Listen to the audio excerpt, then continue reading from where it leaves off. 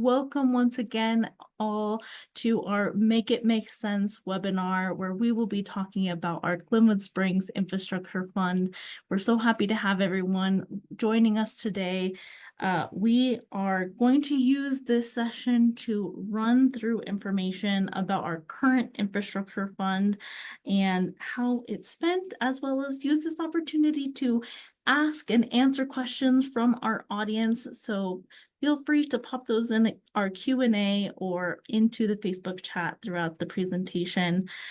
With me, I have our fabulous Public Works Director, Matt Langhorst, who will be giving today's presentation, and well is the man with all the answers about infrastructure fund and how we use our projects. And so please feel free to ask questions.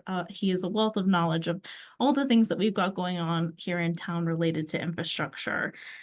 With that, today is an informational session about our infrastructure fund. So feel free to ask those questions. And with that, I'm going to go ahead and kick it over to Matt to share his screen and we'll get started. Thanks all. Give me one sec. We'll get this going.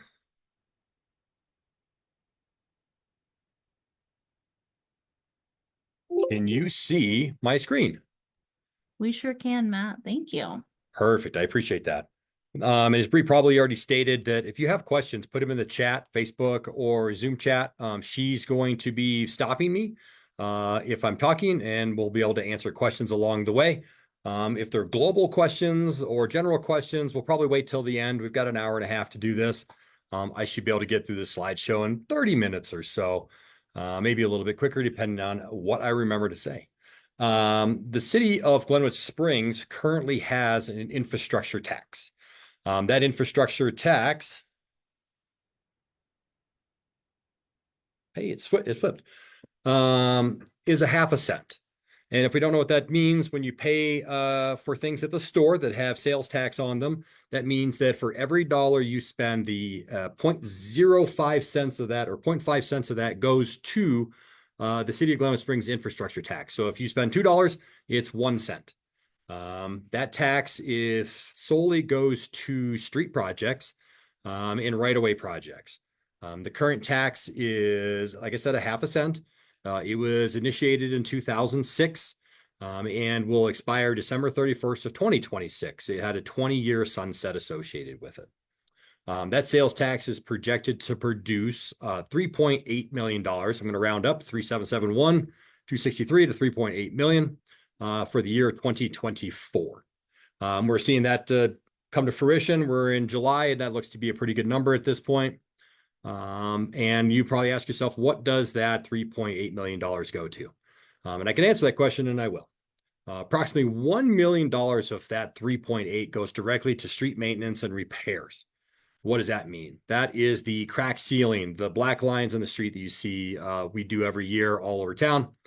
Mills and overlays. That's where we come in and do a little heavier repair on a road, where we grind off the top of it and put new asphalt down. Those definitely a good way, but to repair roads, but is a little more costly.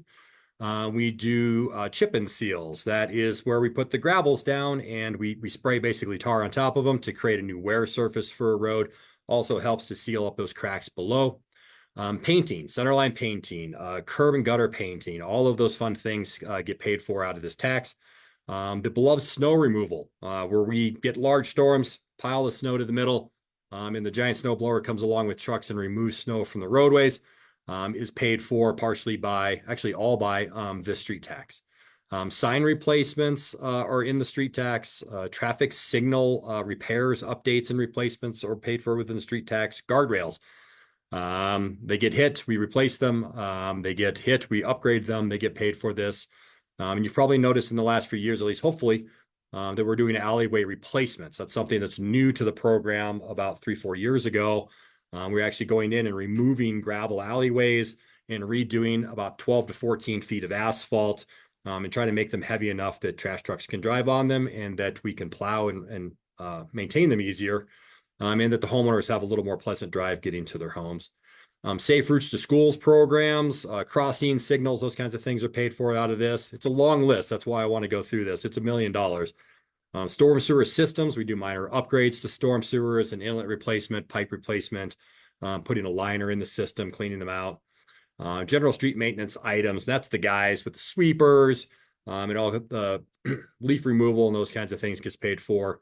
And then the DDA gets a little bit of money out of the street tax based on the GID area that they're within, or the DDA area. It's a pretty small number. It's like $90,000 a year.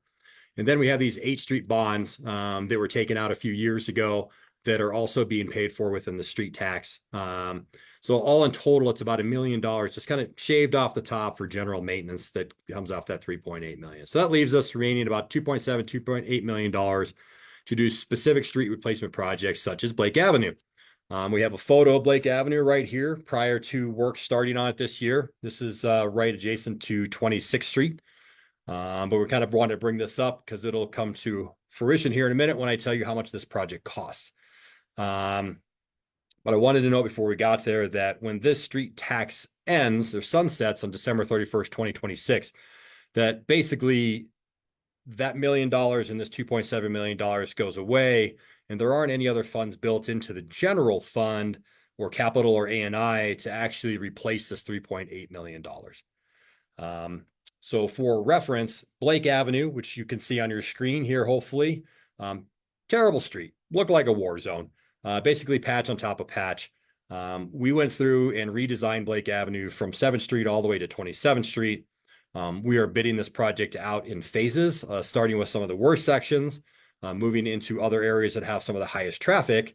But for this year, we're basically replacing Blake Avenue from 24th to 27th Street, adding pedestrian facilities to it, keeping it still to be a narrow street, making it one way for a majority of that section. But we're also replacing 24th and 26th Street at the same time. That project right now sits at a budget of about $3 million. You can see the remaining amount for us to spend money on projects like this is $2.7 million. Luckily, we came in this year, we applied for a DOLA EAIF grant. I'm going to say that wrong. For $1 million. They did give it to us, which was great of them. We really appreciate them. But what all they'll pay for is utilities underground. It's not the resurfacing of the road, the pedestrian facilities, those kinds of things.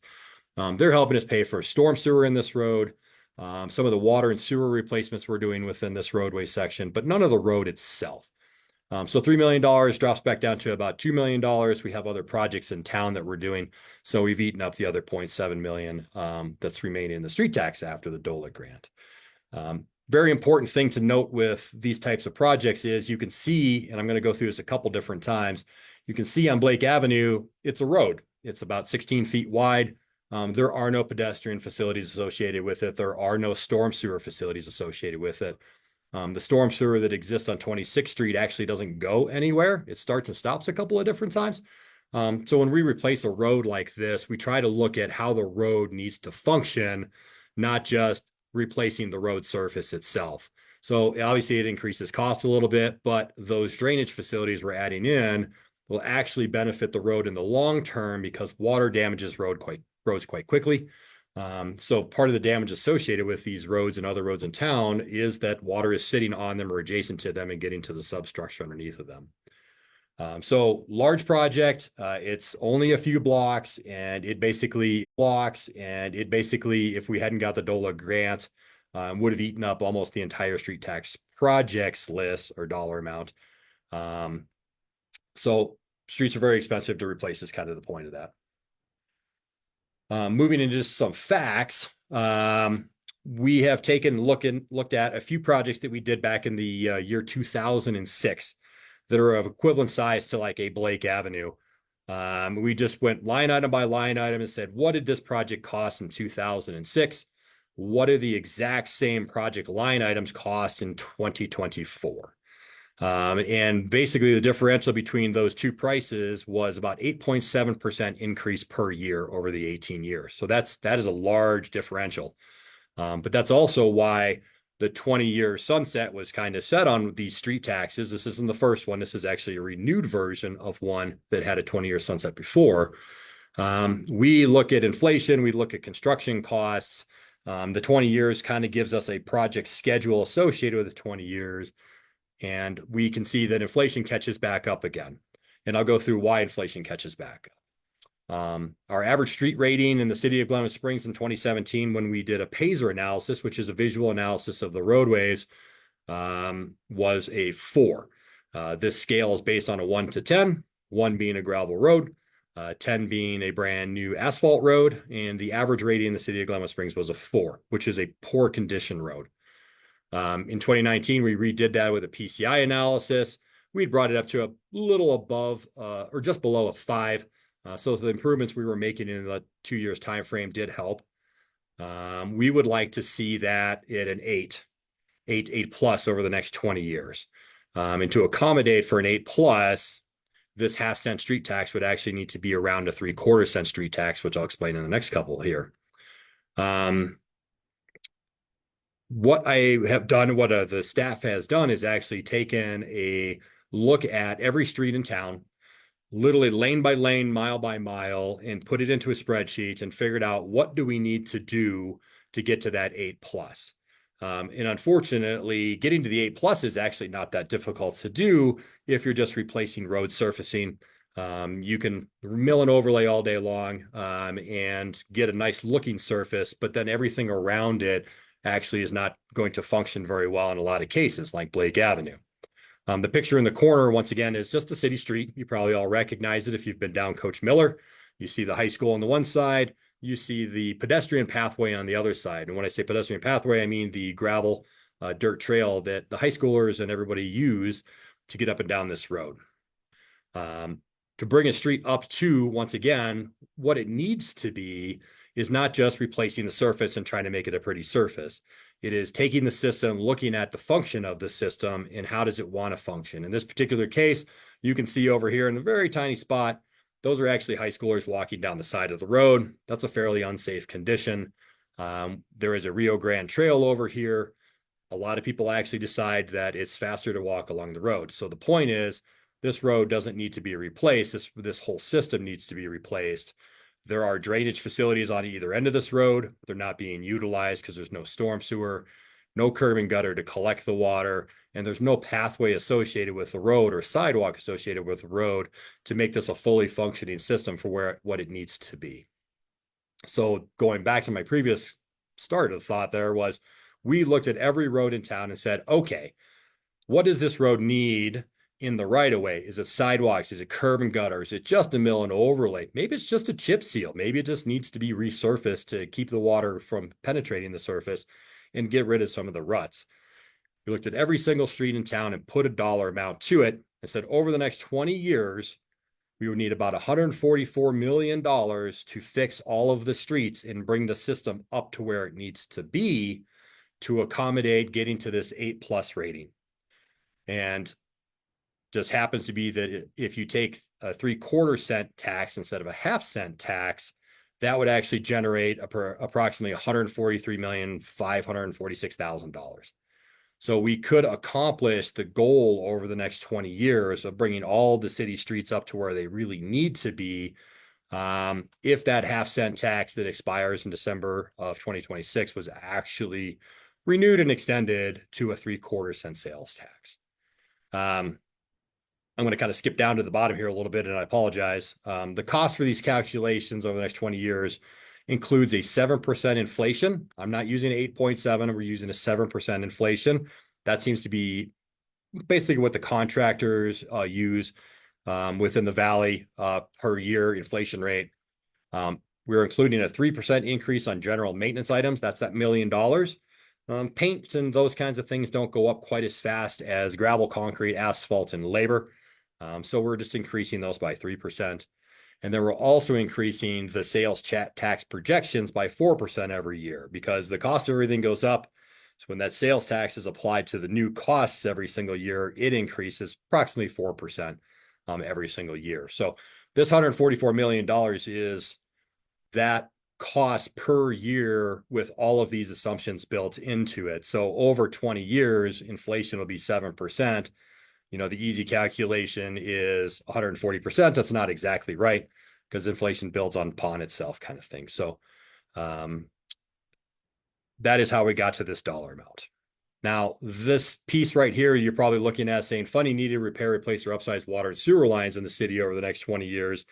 is 45 to $50 million. When we were sitting with the Financial Advisory Board, who meets once a month, and discussing this street fund, one of the questions that came out of the conversation was, well, if you made the sales tax cover basically everything within the right of way, how much would you have to attach to this $144 million number to cover all of it? And electric is pretty easy. It's overhead, it's underground. I don't really need a ton for that. We don't do the gas. We don't do the sewer actually in some of the part of the cities. So when I put a number to it, their question, it would actually increase this $144 million by $45 to $50 million to replace kind of everything within the right of way and upgrade everything to where it should be, which means that if we discuss that, then this is about a $200 million question over the next 20 years. Now I'm going to look at Bree because I can't see her because I have a tiny little screen now, and say, are there any questions on this?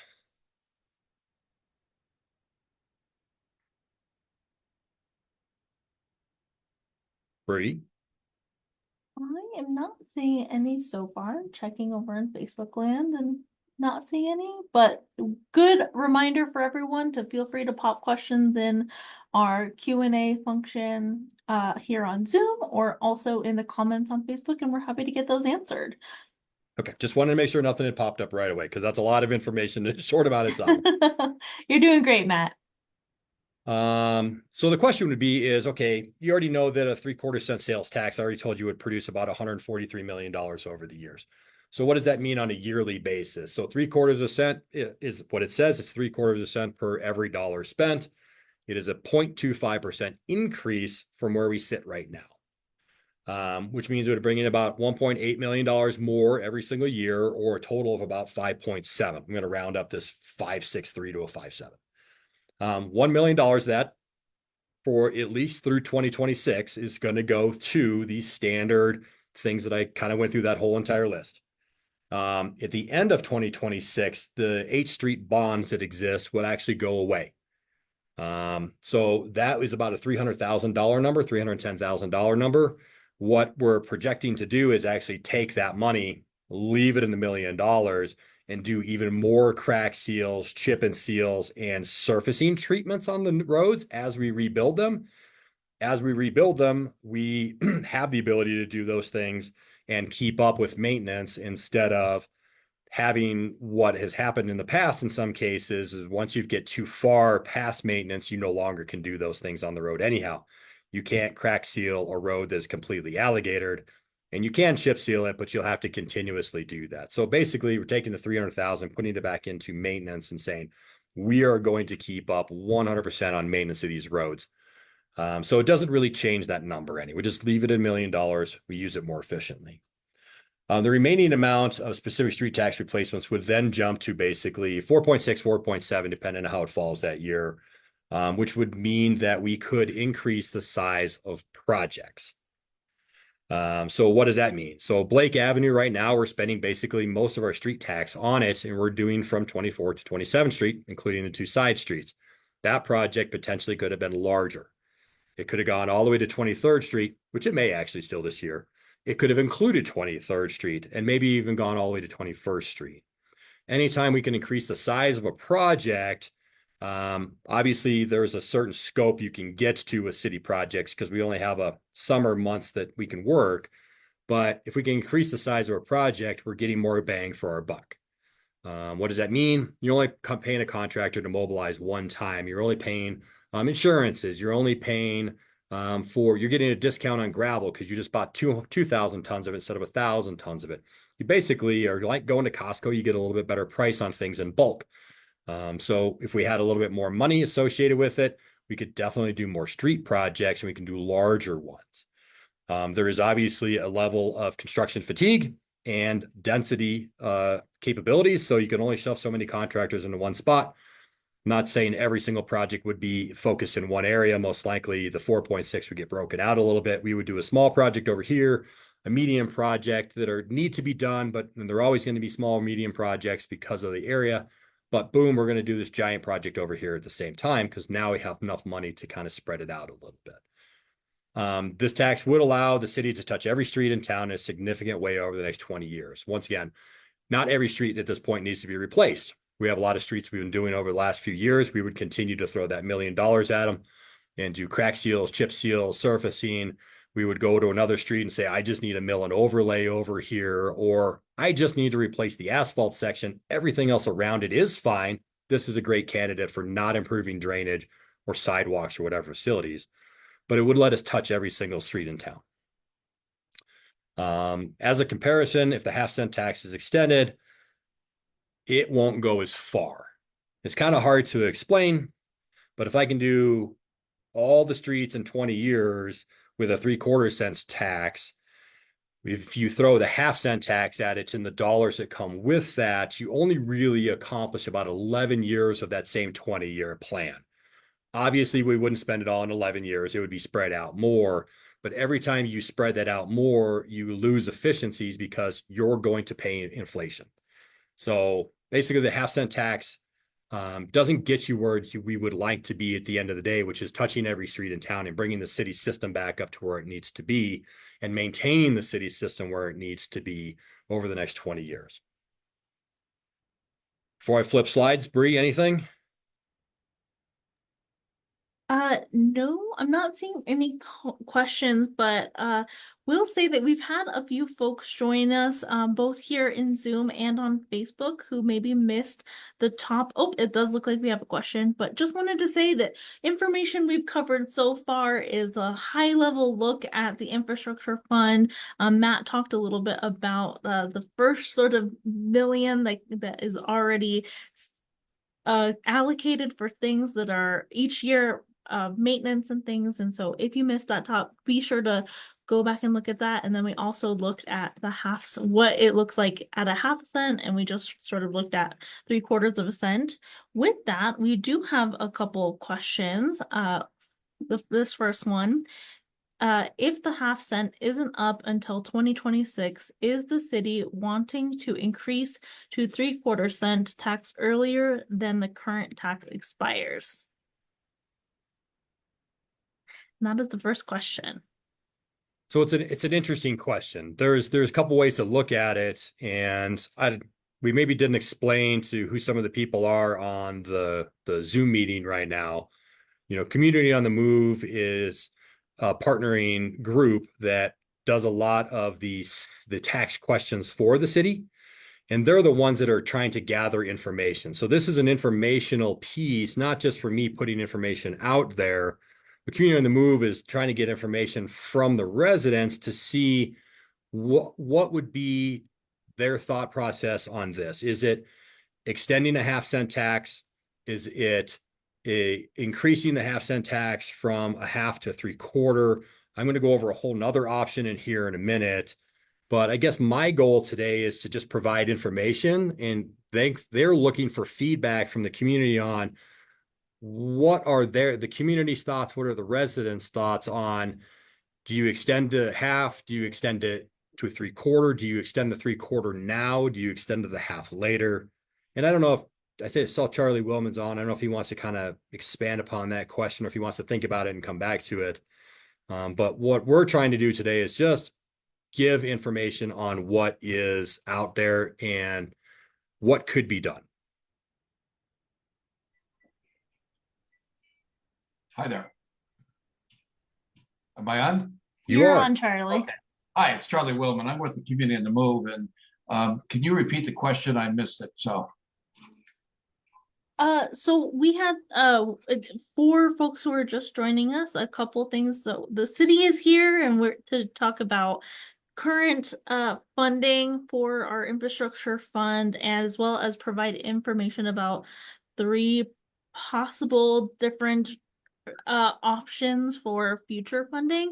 And then Charlie Woolman is with a group, a citizens group that is looking at the potential future ballot questions. And so, Charlie, if you could speak a little bit about the Community on the Move's role in all of this, and what sort of information you're collecting as you look at a potential future ballot question. Sure, I'm happy to do that. So earlier this year, we approached the city council because we knew the street infrastructure fund was expiring in a couple of years, and we thought it might be wise to begin looking at this for this fall's election. And the city allowed us to use some of the money and to get a poll as to various options. The options that were recommended, I think Matt already talked about this, by the Financial Advisory Board of the city, were to extend the half cent that currently is there, to increase it to 3/4 cent, or possibly another level. I know, Matt, you haven't got to that yet, so I'll just kind of leave that for a moment. That would include some other things, and I'll let Matt talk about that. So what the Community of the Move is trying to determine is what is the option that the voters and the citizens would support, number one, and number two, why it would make sense or not make sense from the citizen standpoint. So we asked Brianna, you and the city to engage in these informational meetings. And we've been gathering information about what's the most effective. As Matt's indicated, the half cent would basically not cover over the next 20 years the costs that we have given the increased cost. The 3/4 cent would cover the cost of the street needs over the next 20 years. As Matt has indicated, that would help them touch every street within the next 20 years. So that's what's important, that we get that money to the city so that they can improve and maintain the overall city street system within the city.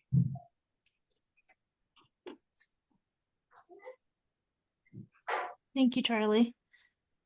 And I think that to answer a little bit more of the question is the suggestion to replace it now and go, instead of waiting the 2 years. I think that's a little bit of the feedback that Community on the Move is looking for. That's correct. Thank you, Matt. I didn't pick up that part of the question. So yeah, I think that's what we're trying to determine.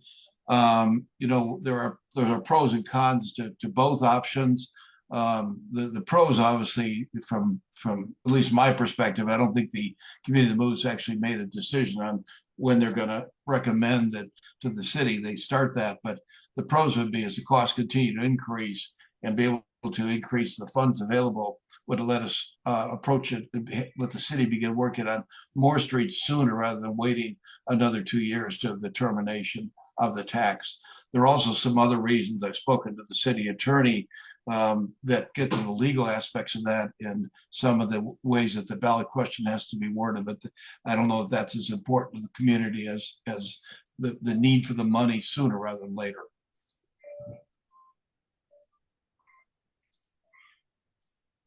Awesome. And I'm checking in Facebook here to see if we have any additional questions. I'm not seeing any. A couple questions here in the chat. Do we have any information on how going from half cent to 3/4 tax would cost per average citizen per year? Or how it would impact your standard purchases, like a trip to the grocery store? And finally, how much of these improvements would ultimately be paid by our tourists versus citizens? That's sort of a couple questions wrapped up in there for you, Matt. So I think that if I can answer those in a minute, because the next 2 slides will kind of start to answer some of those questions. And how much would be paid by tourists versus citizens is information that has been given to me, and I will put it back out there, and Charlie can chime in on that at that time. It's a really hard question to track, but we have some information from outside groups that we're fairly comfortable with at this moment. So thank you. I would say let's go ahead and trudge on. Okay. So let's go on to the next one. So the conversation that Fab brought up of what if we made this 1% sales tax and just took the half cent, remove and replace, and kind of doubled it. What impacts do those have? And that's a great question. So basically a 1 cent sales tax would be 1 cent per dollar spent. So it would produce obviously double what we are today, which would be around $7.5 million. $1 million still goes to the exact same maintenance fund, basically items every single year, with a 3% increase associated with those. H Street bonds drop off, all the things we talked about already. Basically, the $1 million is just shaved off the top. Okay, so that leaves us basically with $6.6 million, depending on how it falls that year. What I would look at that from a streets perspective is we would say that 4.6, just like the 3/4 cent, just goes straight to streets. That is the money that we're going to spend on streets and repair projects and upgrading projects. That's after the $1 million is already spent. So basically 1.9 million dollars, that 1/4 cent above the 3/4, which is what that would generate, would go straight to just repairing and replacing things underground, water and sewer, basically.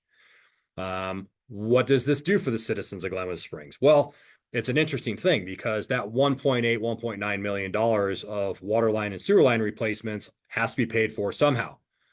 We have a capital plan for water and sewer replacements over the next 5 to 10 years. 5 years is pretty straightforward. 10 years, we start to float around a little bit, but basically it averages anywhere between $1.5 and $3 million a year on actual water line and sewer line replacements, because we have a lot of lines in town that are old. We have a lot of thin wall steel pipe.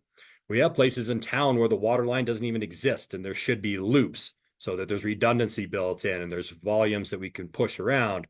There are places in town that the sewer doesn't actually exist. People are still in OWTS systems, which is on-site water treatment systems, sorry. So there is a lot of things that need to be upgraded. There are a lot of new things that actually need to be installed to make sure the system is not only capable of supplying water to the residents and the fire hydrants, but has looping, so if one section goes down, that we can close it off and keep the rest of the city open, kind of thing. So what would happen would be we would suggest citywide or staff-wise that the 1.9 million just is focused on water and sewer replacements that correlate in most cases with the street replacements. So that $4.6 million may be an entire subdivision. I'm just going to say Glenwood Park.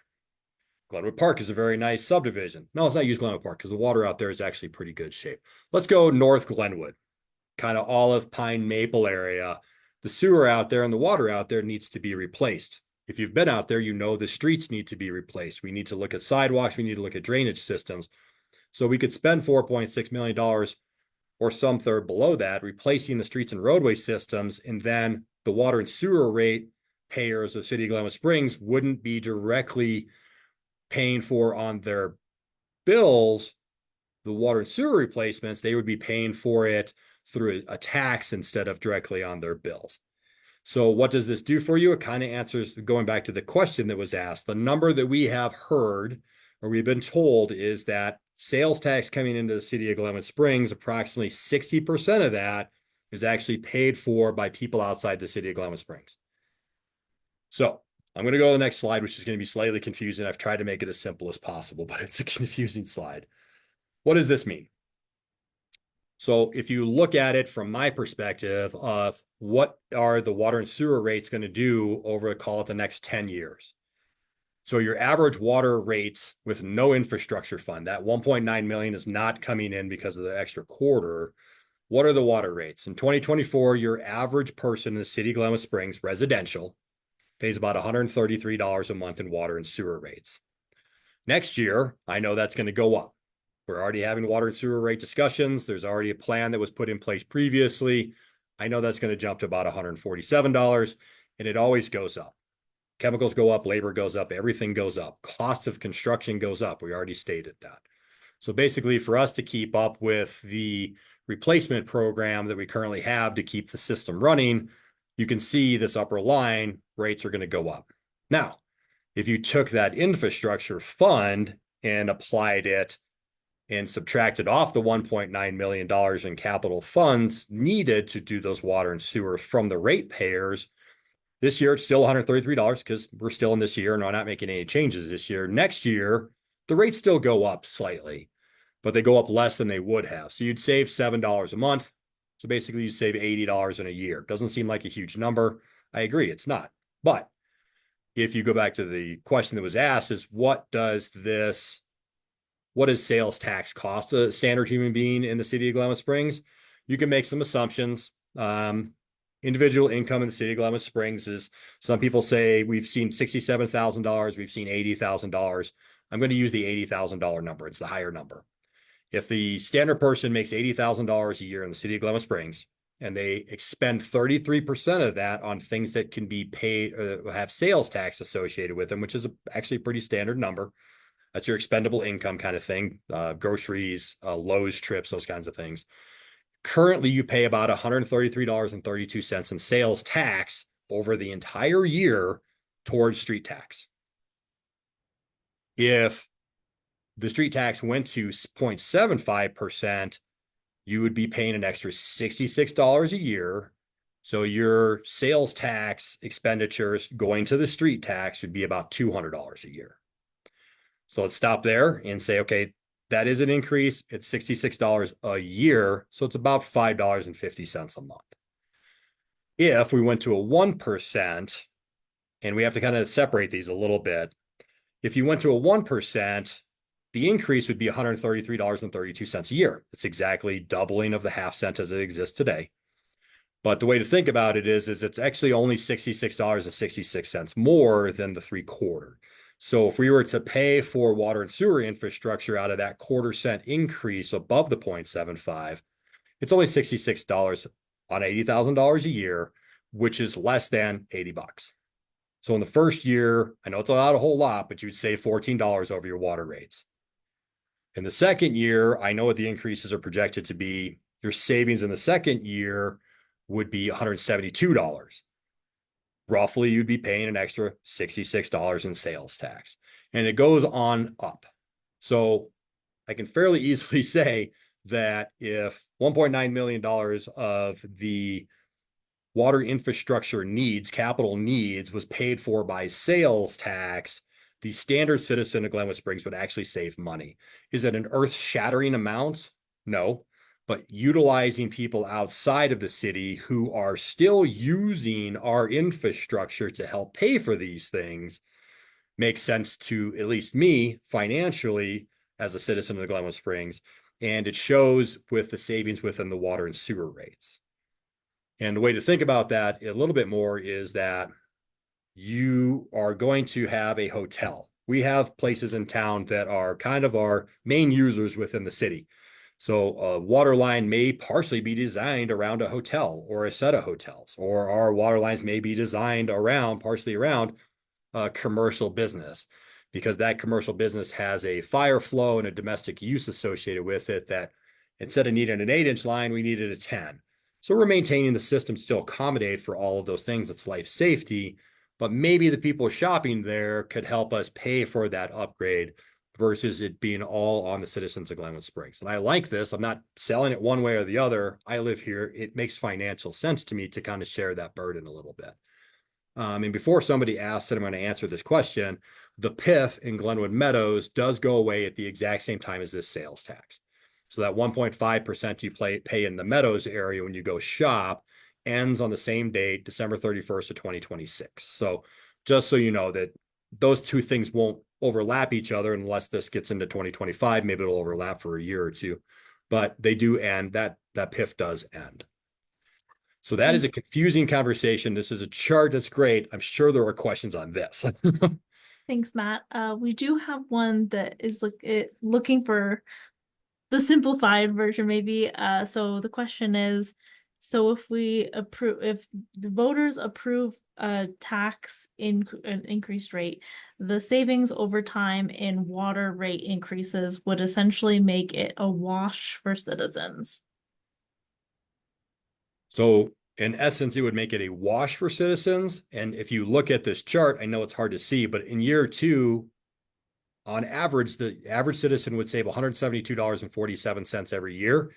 That actually covers not only the savings from the 1/4 cent to cover the water and sewer rates, it's more than $133. So it actually saves the increase on the street tax if we went from a 1/2 to a 3/4.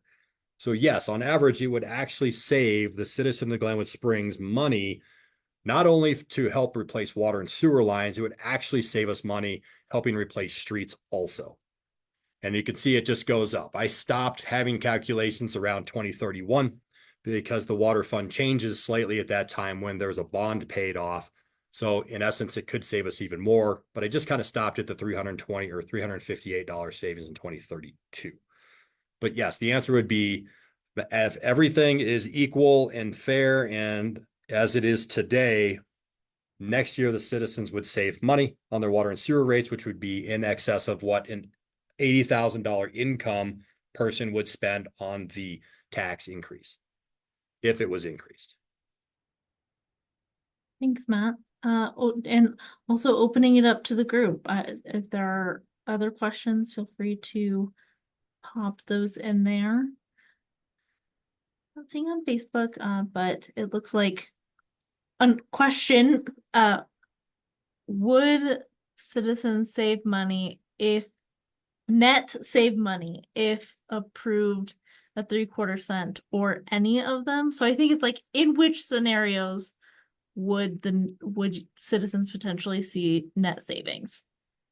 So if the street tax did go from a half to a 3/4, there wouldn't be any savings at that moment. You would just be paying an additional 0.25 cents on anything that you purchase within the city of Glenwood Springs.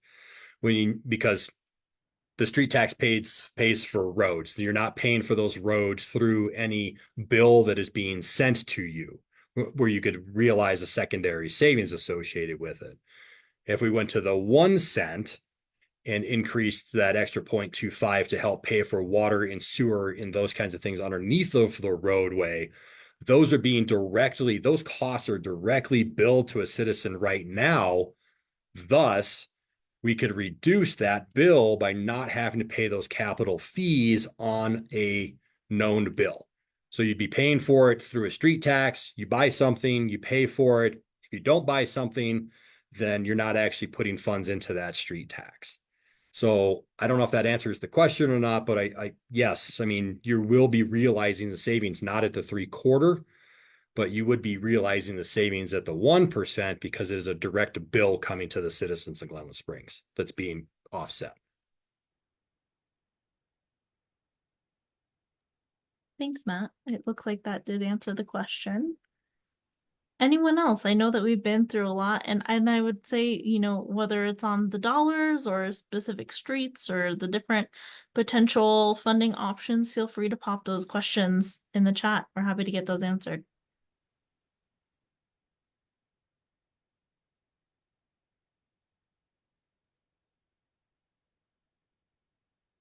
Okay, you want me to go on?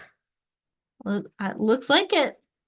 Well, I guess I can go on, but I'm at kind of the questions phase at this moment. That is the information. 3/4 of a cent would let us touch every street in town. 1% if it was moved that direction, if that's what the citizens tell community on the move, and if that's the direction they decide to go to, would actually help cover water and sewer, which is an oddity, but those things are being utilized by a lot of the people who are actually coming into the city of Glenwood Springs. And I can go back. Maybe I won't go to questions yet. I want to go back a slide if I could figure out how to do that. Pictures. Let's talk about pictures while everybody thinks about questions. So the picture on this slide at the 1% slide is 24th Street. This is a direct, I took this yesterday, complete roadway replacement project in the city of Glenwood Springs that is being paid for by the street tax. There's actually storm sewer infrastructure that was added to this street. You can't see it because it's underground. But that storm sewer infrastructure is going to make it so this street lasts longer. This street did not have sidewalks on it. It now currently will have sidewalks. You can see the start of them over on the side. Domino's is down in the corner over here. And the north side of the street didn't have any drainage. Actually, it was water flowing on asphalt. Now it has a valley pan, and all that is collected and put into a storm sewer system. So once again, storm sewer systems and roadway drainage collection are very important, especially where we live with as much freeze thaw as we get. Whenever water freezes within a crack, it expands and becomes ice, and it destroys things. So removing water for us is very, very important. Going back, this is a picture of Mountain Drive in Glenwood Park. That's why I brought it up originally. Sewer and utilities out here are actually in pretty good shape. We have been maintaining them well. We've been slip lining sewers, those kinds of fun things, but the roadway system itself is non-functioning. The sidewalks are all poured in, most of them are poured in place that are part of the curb and gutter. So when you need to replace a section of curb and gutter, you have to replace the sidewalk at the same time. The sidewalks are too narrow. They should be slightly wider for, we'll call it ProWag or ADA compliancy, whatever you want to call it. The streets themselves are thin. We removed a portion of Mount Sopris Drive a few years ago by Sullivan Park to kind of get a lay of the land of what was built out there.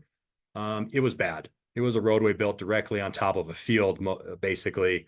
And the ditch that we went across, I kind of jokingly say it still had water in it. And I don't say it jokingly because it still had water in it. It was actually still wet a couple of feet down in a very defined area, which is where the ditch had gone through for. But this is a complete replacement project of, you shouldn't be parking in gravel. There should be drainage systems out here. The pedestrian facilities need to be upgraded pretty significantly. This isn't just a remove a roadway project and replace it. This is improve the infrastructure for all uses to make it a safer and better draining facility so that it's easier for us to maintain. It will last much, much longer. Thanks, Matt. And we do have a few questions coming in. Yep. I'm gonna start with this one, which I think is a good transition. What makes you pick one road to repair over another? That's a great question. I'm going to flip past the question slide because I have a map. And this is just a map of we put together quick from what we've kind of touched in the streets, from chip and seals, mills and overlays, and complete repairs since just 2017. It was a pretty easy map to put together. But the reason I bring this map up when you ask that question is because people ask me all the time. This little red complete replacement project up over here is Cedar Crest. It normally wouldn't fall into a we need to fix these streets right now type program because we look at everything. We look at life safety, which means the street surface itself. We look at how many cars travel on it, how many heavy trucks travel on it, how bad the infrastructure is underneath of it. Those kinds of things all play together on which street goes first. And I bring Cedar Crest up because there aren't that many people. Yes, the roads were in really bad condition, but the reason that it got replaced in kind of the fashion that it did is that we could not actually test the fire hydrant at the top of it.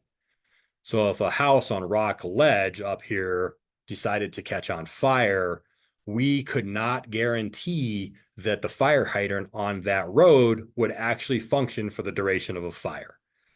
Everything below it was in poor condition, undersized, thin wall steel pipe, those kinds of things. So we made a decision on that roadway to be replaced in conjunction with a sewer and water project. That's West Glenwood Sanitation. They joined in with us, and a complete water replacement project to make sure that if a house up here caught on fire, we could actually put it out, because this is adjacent to a very steep hillside. And we have to look at even that type of a factor of what is public safety, and if a fire starts, how fast could it spread? Same thing down here on the walls area. We replaced those roads. They were in very bad condition. There were no pedestrian facilities basically associated with them, or they're undersized or in wrong size. But we also knew that the water and sewer in this area was very bad. And we decided to move this up the list a little bit because of life safety. Once again, there's a fire hydrant, there's a house adjacent to a fringe area. We couldn't guarantee that that system would function the way it was supposed to, so we moved that one up the list a little bit. Now, you look at roadways that are being replaced just because of roadway sections, that's Midland Avenue. From 27th Street all the way to 4 Mile. We all drove that years ago before it was completely replaced. Did the water and sewer in this area need to be replaced? Yes. Was it the driving factor for the project? No. It was traffic. There's a lot of cars, 3,000 to 4,000 cars that use this road every single day. Actually, it's probably higher than that. And the road was in horrific shape. So we were getting a lot of potholes. We were getting a lot of complaints about damage to cars. We were not able to maintain it because it didn't have a drainage system, and the roadway section that was existing was not properly built in the first place. It probably was in the 50s. There weren't that many cars. But when they built it originally, it functioned. But when they built it, they didn't add things that we would today, which is pedestrian facilities and drainage facilities to the level that they should be. So we kind of look at all the factors associated with each road and say, okay, which road is next? Okay, this road is completely fallen apart. but everything underneath of it is in good shape. We can provide life safety, which in most cases is fire suppression, and we can patch it a little bit for the next year. But this next road over has just as much traffic. It's maybe in as good a shape, or, comparatively speaking, but everything underneath of it needs to be replaced so that we can provide life safety. We can provide a loop. We can provide whatever it is. So there's a lot of different things we look at section by section in town. And sometimes it's just the road surface that brings it to the top. There's 8,000 people that use this every single day. It's in horrible shape. We need to replace it. Or sometimes it's the roadway's in bad shape. Everything underneath of it is potentially going to stop functioning or need repairing continuously. And we know there's a life safety associated with it, either for fire suppression or just the road's in bad enough condition that it needs to be replaced. So not exactly it positively answers everybody's questions, but there are multiple factors associated with each one of these decisions on where to go next. Thanks, Matt. Which is a good transition into our next question, which is, does the priority list of streets needing to be repaired change based on the different potential options? So does the priority list change if it is an extended half cent, if it is that 3/4 cent, or that 1 cent? Gotcha. Thank you. That's a better way to ask that question. No, it generally won't. We have a 5-year capital program for the streets that we have, and we update it every 2 years or so, depending on how bids come in. But no, I mean, basically, we are still focusing on the same streets in basically the same order, depending on the situations that year, because situations change, I guess, is my point, is that a street may fall apart faster than we thought it was going to. A water line may fail more times in a year than we thought it was going to. So the streets list, generally speaking, follows the same pattern, whether you have $1 million or you have $10 million. It just is how much can you get done every single year associated with a dollar amount. So no, that's kind of why I use that 11-year example of, for 3/4, we can make it through 20 years. If you only have a half a cent, you can only basically make it through the same list up to 11 years. There's not enough dollars to actually do that 11 years because you're starting with a smaller dollar amount. So the half cent would still spread across the 20 years. You just use it much more inefficiently. And it would get much less done every single year because of inflation versus how much revenue goes up. So I would say generally the list is exactly the same. Now, is the list that's out there, not even out there, is the list that we're looking at exactly right?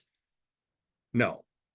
It's every single street in town and what we need to do with it spread across the 20 years in an order that we feel good with right now.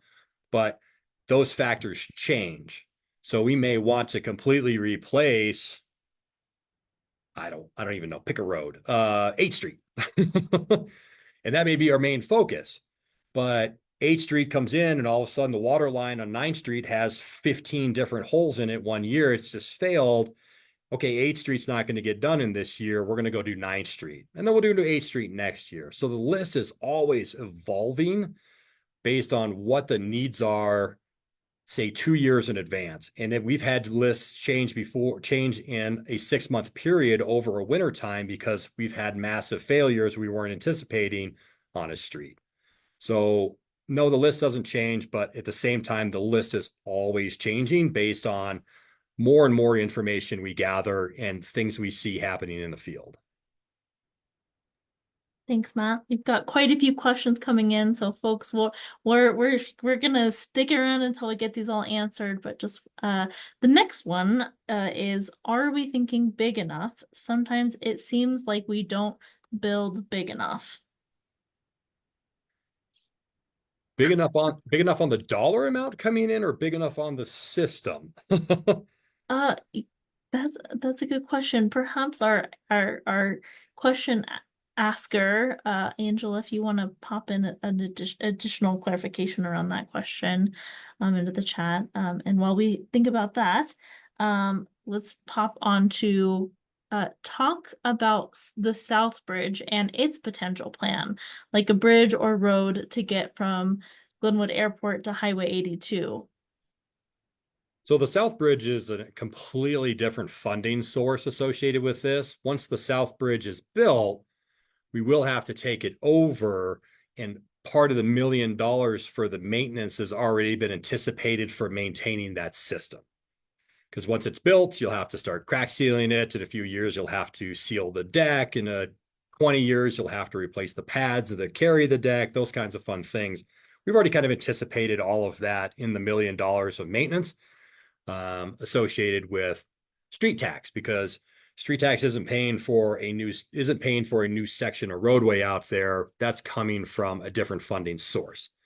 So don't think that street tax is going to be funding Southbridge. It will be funding Southbridge once it gets built to maintain it. That's it. Does that answer that question, or do you think I should further answer?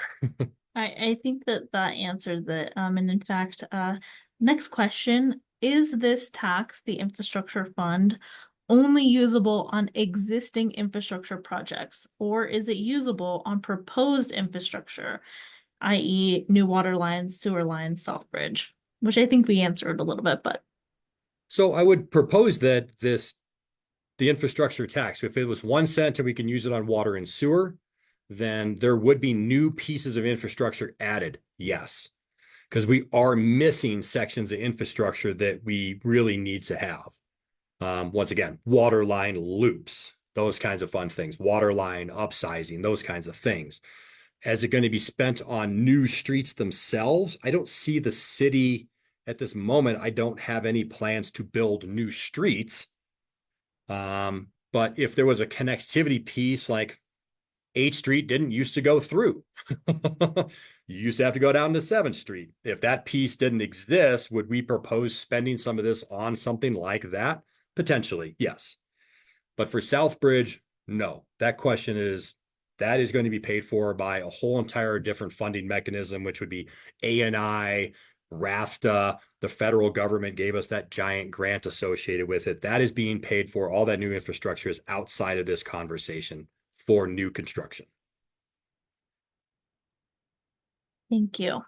Shifting gears a little bit, and Charlie did have to pop off, but the next question is, what are the decision-making next steps? And I'm happy to take a stab at that if you like. Go for it. So again, today's meeting is informational, just trying to share what we currently have going on, and then these 3 potential options are sort of floating around out there as potential options. As far as the decision making related to ballot information, that would all be with community on the move. And as Matt said earlier, and as Charlie said, they are sort of collecting feedback and listening to the community about what folks feels important, what kind of language feels like feels like a good fit, and ultimately that language would be proposed and set by the community on the move group. As far as the city, we are just staying focused on getting projects done and answering questions about the potential options and what we've got going on. So for your timeline and stuff, that would be community on the move. Did we get a clarification on that one question? We did not get clarification on that one question. Why don't you read the question again? Are we thinking big enough? Sometimes it seems like we don't build big enough. And if I were to guess what this question was trying to get at, it's like when we do projects, like, are we thinking about not only meeting current needs, but future needs? Are we sort of like, and I think that you cover this well when you talk about just our general philosophy about road repair, about instead of doing just one bit of it, let's do all of these different layers of a project together. So talk a little bit about that approach, and also how do we consider both today's needs and also future needs broadly? So part of the street tax is actually spent on a little bit of design, because you can't just rebuild a street, even if it's just remove and replace. You have to survey it. You have to think about what the cross section is of the road. So do we build big enough? It's a good question. We'll ignore the dollar portion of it right now. Let's just say, do we build big enough? So Coach Miller, if we were to replace that road, would we build the infrastructure large enough for all of the future needs? So we would actually look at how much traffic is on that road today. How much traffic will be on that road in the future? When we designed the road, or we have the geotech design the road section, which is the asphalts and everything underneath of it, they'll look at the traffic loads that we give them from today, and we'll project out either 20 or 40 years and say, these are the traffic loads in the future, because a road has a life. They're called easels, equivalent single axle loads. And they say, okay, that road was built with 1 million easels associated with it, which should last with all the traffic projections for 40 years. After that, it starts to break down.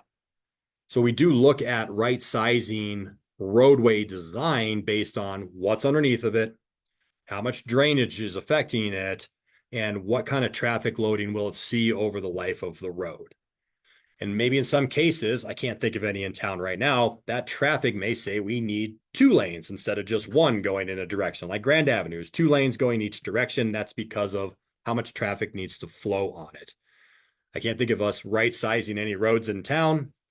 Midland Avenue would be probably the only conversation piece out there, and that's not a very fun conversation piece. But I can't think of any other ones that would get wider. We actually do narrow roads, like Blake Avenue. We'll probably take those 12-foot lanes and make them 11-foot lanes, and add bulb outs and add traffic features to try to not decrease traffic on the road, but to slow speeds down. Those kinds of fun things. So when we do look at something, we try to right size it. I like that word. I guess it's 2 words. Yes, we do look at it and say, what will fit within the right of way? What are the needs of the road, not just today, but for the next 20, 40 years in our best projections. And then we design around those pieces of information. Or if there's a trail adjacent to it, and it would be a good connector piece from trail to trail. Or if there's, like I said previously, a lot of pedestrians that are using it, but they don't have the right size facilities. Maybe they don't want a 4-foot sidewalk. Maybe it needs to be an 8-foot, because there's a lot of cross traffic. There's bikers trying to use it or whatever. So we're trying to right size things for the best projections that we have for the future, not just for existing today. Thanks, Matt. Next question, will this tax ½ cent extended or 3/4 or 1 cent for sure be on this November's ballot, or does that answer still depend on community feedback? And procedurally, I would say that the city is ready, or the ballot is ready to, if there is a question set, to allow purely procedurally for there to be a question on this November's ballot, but for sure would be, again, that would be with community on the move of if they would like to put a question on. That potential is available, but that is ultimately up to if a question is set. Did I miss anything on that, Matt? I don't think so. Awesome. And It's so like sharing screen and won't let me look at anything else.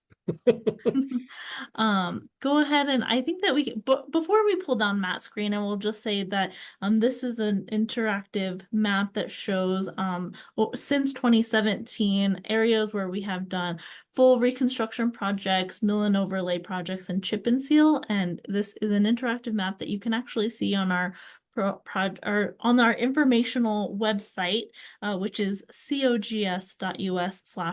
So if you're interested in clicking through this, zooming in, that is something that you can totally do. So I encourage you to check that out. Our streets team has done a lot over the years to make improvements across our community, in each pocket of Glenwood Springs. So for folks who are curious about where some of those projects have been, this is a great map for that. And with that, Matt, I think you're probably okay to stop sharing your screen. Or actually before that, or Too late. whatever. Another question is, can you talk a little bit about how you accommodate for pedestrian improvements related to traffic calming and bike safety and underground work? I think it's sort of like when you're designing a street, how do you balance all the different factors? And I think you started to talk about this with right sizing, but So yeah, I'm trying to think of a better way to explain it, maybe. So when we're looking at a road or a right of way, we do reach out to the community also. And maybe that's the piece that I'm missing in this conversation is when we did Blake Avenue's design over the last year and a half, we also reach out to the community. We reach out to the parks department. We reach out to everybody we can to get as much input as possible. Because you don't want to overbuild to the point of ridiculous, but you want to build to the point where you know it's going to function for the citizens, the tourists also, everybody that's going to be utilizing that system.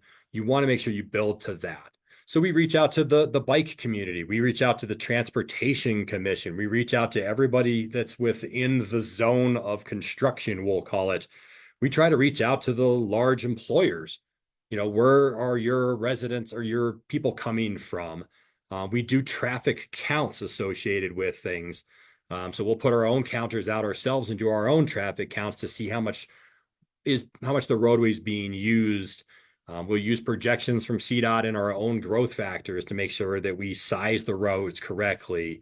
So basically, and then the reason I said citizens in the Parks Department is because the Parks Department has a trail system. But they want to expand that trail system. We want to make sure connectivity from trail system to trail system is appropriate. The east side of the city, basically Grand Avenue, we'll call it east, doesn't have a great north-south connector right now to be on a bike. That's why when we designed Blake Avenue, we made sure that it had appropriate pedestrian facilities on sidewalk and appropriate as best as we could within the right-of-way allowed bicycle facilities so that people can go from 7th Street all the way to 27th Street BRT station for RAFTA on a bike.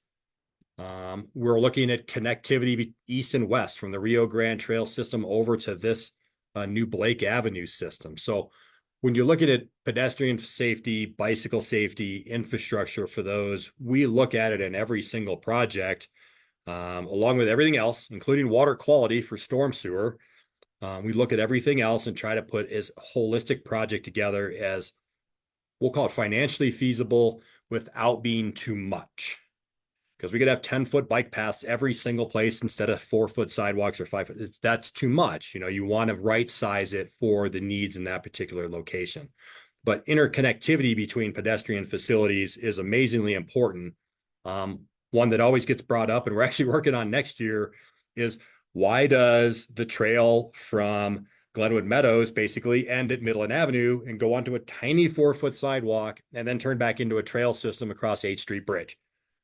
Because we haven't finished the connectivity between those two pieces right there. So we're always looking at those. We're always taking input from people on what can be done better, looking at it, right sizing it, and then moving it into the projects list so that it can get constructed in the near future associated with. Sometimes it's its own individual project like that, maybe its own project versus a Blake Avenue, which is everything is built into one project. But we also like to make sure that when we're doing this, we're doing it one time. Does this trail system need to be connected? Yes. Does the roadway adjacent to it need to be corrected? Yes. We'll make it a little bit bigger project. 6 and 24 is also a great trail system conversation. That trail from Donegan over to call it the downtown area, not so great. We're actually in design and most likely construction next year and improving that trail system. Is it a trail system only? No. We're going to improve the drainage. We're going to do massive improvements on the trail system to make it safer because it's not super safe right now.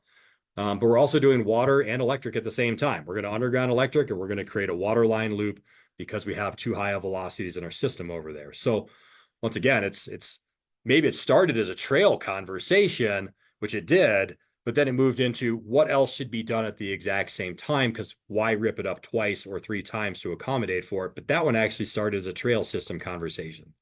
Now it's a roadway, drainage, water, electric system improvements with a great improvement to the trail system at the same time. I Thank think you, I Matt. answered that question. I'm not positive. I think so. I think so. Yeah. The next one is if this would potentially earn more money as the 3/4 or 1 cent, how does that look with the existing water fund? How are water projects currently funded? So water projects currently are funded, I'm not going to say solely through water rates, because we go after every grant that we could possibly get out there that makes financial sense, because some grants don't make financial sense. But basically, water and sewer rates pay for all water capital improvements as of right now.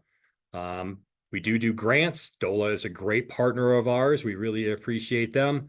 And then we do collect system improvement fees. So if a new building comes in, they'll pay a system improvement fee to be able to hook onto the water and sewer system. But those fees are usually held for, once again, it's called system improvements, larger system improvements. For example, the water plant is going to get a new flocculation system next year. That's about $1 million. That would be paid through system improvement fees versus the straight capital improvement costs that we build into the water rates. Awesome. Other questions? I'm scrolling through our different places. Anyone here on Zoom, or if you're joining us on Facebook, feel free to pop them into our chat up there. We still have a little bit of time to get questions answered. While folks maybe think of questions, I will just remind everyone that we do have quite a bit of information also available on our informational web page, which is at cogs.us/roads. It includes that interactive map that I talked about and some of the projects that have been accomplished over the past several years, as well as a little bit of a look ahead. Which is maybe a good question. Matt, what is on our project list this year and what's on the horizon for next year? Great question. We actually kind of got over some of them. So for streets, water, sewer, those kinds of fun things, next year we're going to look at that trail system along US 6 and 24, which we're devolving a portion of that highway into city infrastructure from Donegan back basically to the roundabout, which will help the city control it a little bit better. But that water line from basically Laurel all the way over to, call it Donegan, is part of infrastructure for next year. The trail, the drainage, the systems in there are all going to be part of the infrastructure for next year. Sorry, I'm looking up because I'm trying to think. I'm just doing budgets. Blake Avenue expansion, phase 2 of Blake Avenue would be next year. We're trying to figure out cost-wise what inflation's going to be. But 23rd Street, getting 23rd Street done from basically Blake Avenue all the way to Highway 82 or Glen Avenue, whatever you want to call it there. Potentially a little bit of Blake Avenue being done also at the same time, because that 23rd Street section is going to be really expensive with drainage and redoing it. We are looking at some storm sewer projects next year. We are going to do some chip and seals next year to just resurface some of the roadways. Water line, we have another water line. I can't think of where it is right off the top of my head. But lots of things coming up next year. But once again, we're kind of limited to that dollar amount, and we already know 23rd Street's going to eat up most of that, call it $2.7 million that's within the street funds to spend on street replacements. So we're focusing on that one because that street is in terrible shape. Underneath of it is a thin wall steel water line, which we have lots and lots of failures on, which is why there are so many small holes that look like patches in 23rd Street. So once again, trying to combine projects together so that we're doing water infrastructure, sewer infrastructure, and roadway repairs all at the same time. Thank you. I haven't seen any new questions pop up. Looking in all the places and not seeing any there. Last call for questions.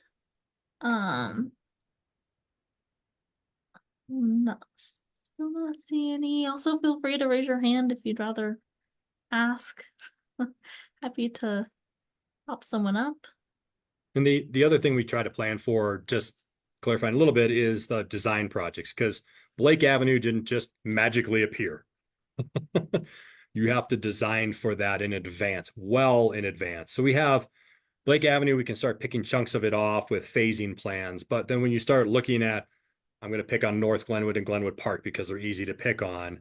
Those are also design projects, and we do a lot of the design out of the street tax because it is a replacement project.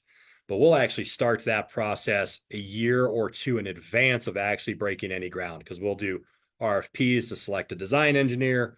We'll do all the surveying and all the design. We'll do all of the public input. We'll do all the commission's input.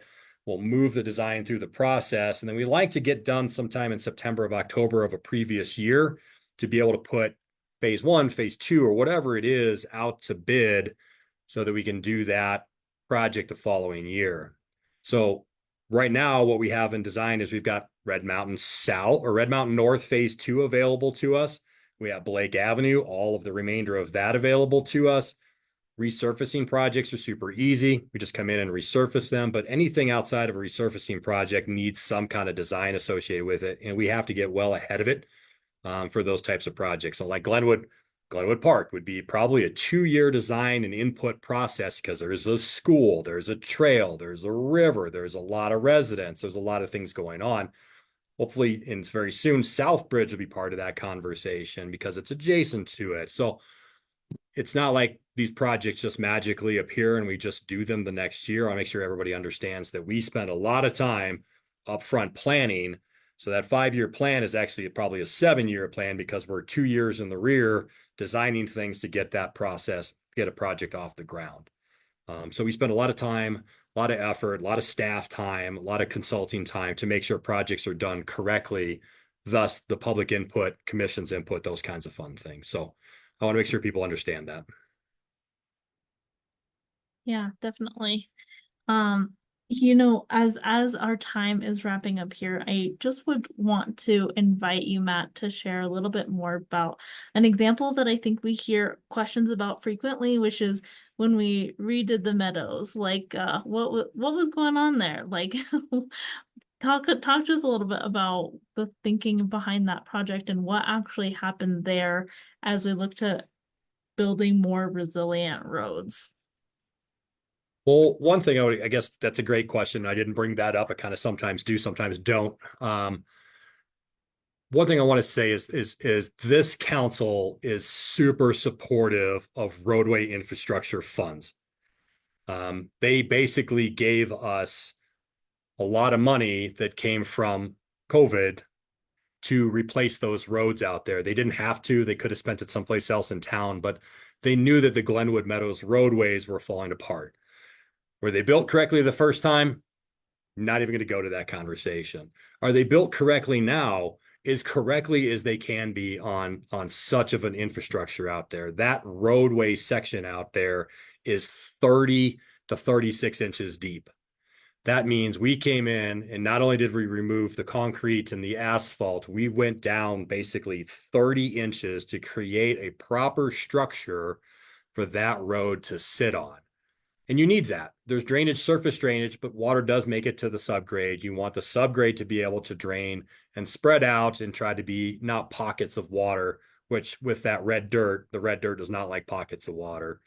But when we rebuilt it the way it should be built versus maybe the way that it was built originally.